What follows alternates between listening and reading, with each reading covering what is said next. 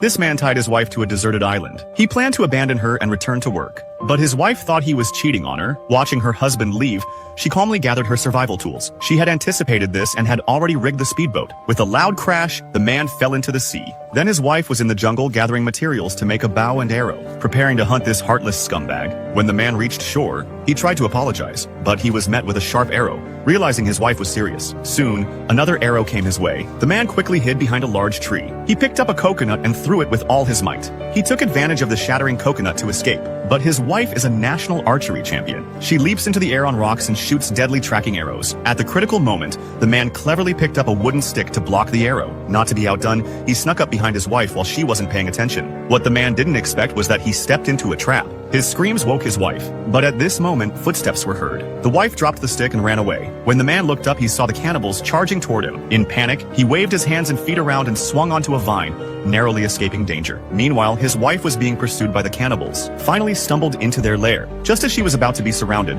a large hand emerged from the cave and pulled her inside. She discovered it was her husband, so they put their conflict aside and decided to run away together. However, before they could get far, they were struck by tranquilizer darts fired by the cannibals, but the chief had no intention of eating them. The wife was tied to a stake and prepared as a sacrifice to the god of fire. The husband was thrown into a canoe as a sacrifice to the water god. Soon the canoe drifted towards the waterfall. The man, with all his strength, grabbed a rock and managed to escape. He disguised himself as a cannibal, sneaked into their group, seized the opportunity to rush forward and knock the chief to the ground. He kicked out the fire surrounding the woodpile, picked up his wife and ran. They jumped from the cliff into the water. The man pulled his wife to the beach, found a canoe, and successfully escaped the deserted island. But if you want to see it, the movie is called The Jungle.